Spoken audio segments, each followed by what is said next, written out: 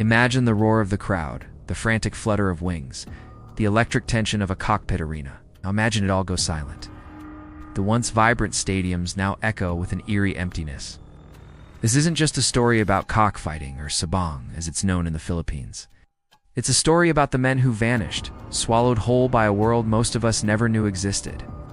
Welcome to the chilling mystery of the missing Sabungeros. Between 2021 and 2022, a wave of disappearances swept across the Sabong community. At least 34 men, from different provinces, from different walks of life, all connected by their passion for the sport, vanished without a trace. These weren't random acts of violence.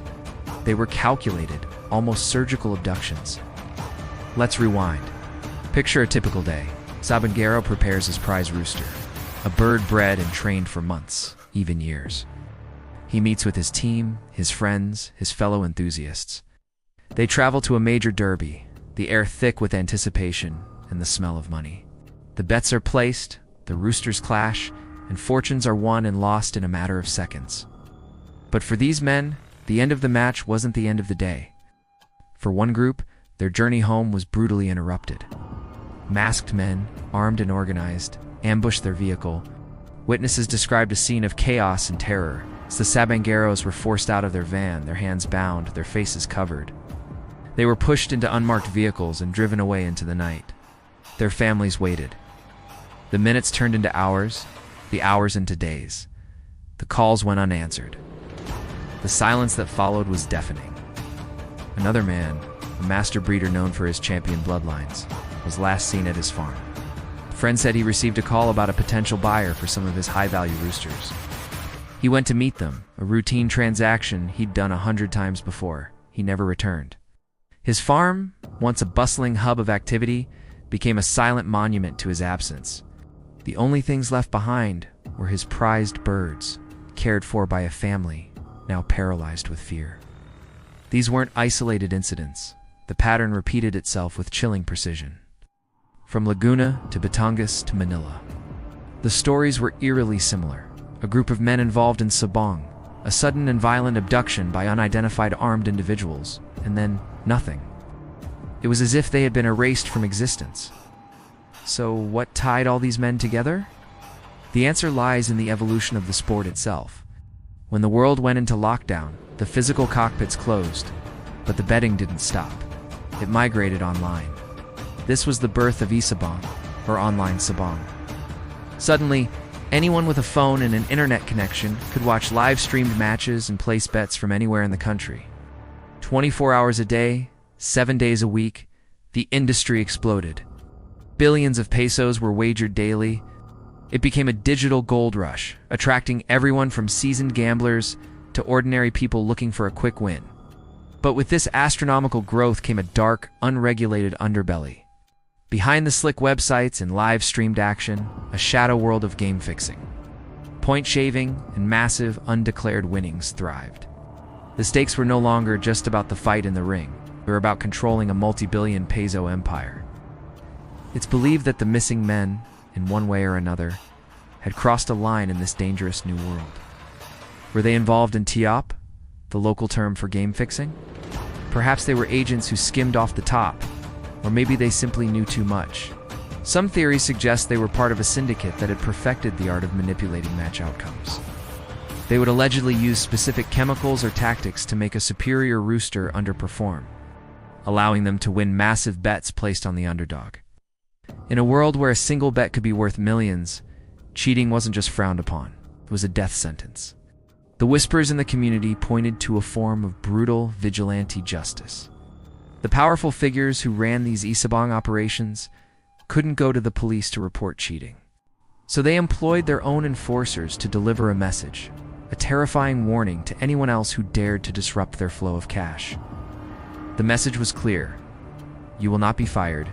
You will not be sued. You will simply disappear. As the number of missing men grew, a horrifying rumor began to circulate. A whisper that connected the disappearances to the serene, picturesque waters of Tall Lake. The lake with its famous volcano at the center is a popular tourist destination. But according to local talk, its depths held a gruesome secret. Stories spread of bodies being dumped in the lake, weighed down and left to be consumed by the water and its inhabitants. Divers and local fishermen reported strange findings, though nothing was ever officially confirmed. The rumor mill churned with chilling details, bodies placed in sealed drums or tied to heavy objects, ensuring they would never surface. The idea was to create a modern-day graveyard, a place where evidence and people could be lost forever. Is it possible? Tao Lake is incredibly deep, with certain points reaching over 170 meters. Its vast, murky waters could easily conceal such dark deeds. The logistics of transporting and dumping bodies there would require a high level of coordination and a complete lack of fear of being caught. While it remains a rumor, the image is haunting. A beautiful, placid lake hiding a cemetery of secrets, its silence guarding the final moments of the missing men. This rumor added a new layer of dread to the case, turning a mystery into a ghost story whispered along the shoreline. As the families of the missing grew more desperate, they turned to the authorities and the media for help. The investigation began, but it was like navigating a maze of shadows. The Sabang world was notoriously secretive. Witnesses were terrified to speak, fearing they would be next. The primary evidence came from grainy CCTV footage. One chilling clip showed a group of men being led away from a cockpit arena by individuals who appeared to be law enforcement officers. They moved with authority, calmly herding their targets. But they were not police. They were imposters, using the guise of authority to carry out their sinister plan in broad daylight. Another piece of footage captured the final moments of a different group. A white van pulls up. Men with their faces covered jump out, and within seconds, the abduction is over. The van speeds off, its license plate obscured or fake, leaving behind only the shaky, silent recording of the crime. The family's pleas were heartbreaking. Mothers, wives, and children appeared on national television, holding up photos of their loved ones, their voices trembling as they begged for any information. "Please, just tell us if they are still alive," one wife cried. The not knowing is the worst kind of torture. They pleaded with the powerful figures behind Sabang. They pleaded with the government. They pleaded with anyone who would listen. Her grief became the public face of the tragedy, a stark contrast to the shadowy forces they were up against. Investigators faced a wall of silence. They followed leads that went cold, interviewed people who claimed to know nothing, and tried to piece together a puzzle where most of the pieces were deliberately hidden. The Sabang operators denied any involvement, and the trail of digital money was almost impossible to trace. The investigation stalled, leaving the families in a painful limbo. In the end, the immense public pressure and the sheer horror of the case forced the government's hand. In May 2022, the President of the Philippines ordered the immediate suspension of all Sabang operations nationwide. Digital arenas went dark. The multi-billion peso industry was shut down overnight. But the silence that followed was not one of peace. It was the silence of unresolved grief, of unanswered questions. The pit, once the center of the action, now stands empty. It's a symbol of the lives it consumed, a monument to the 34 men who walked into its world and never walked out.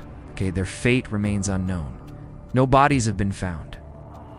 No one has been held fully accountable. The families are left with only memories and the ghost of a question. Where are they? The case of the missing Sabungeros is a chilling reminder that behind the screens we watch and the games we play, darker realities can exist. It's a story of greed, power, and the terrifying consequences of a world without rules. The arenas are empty now, but the echoes of what happened there will haunt the Philippines for years to come. Please like, share, and subscribe for more videos.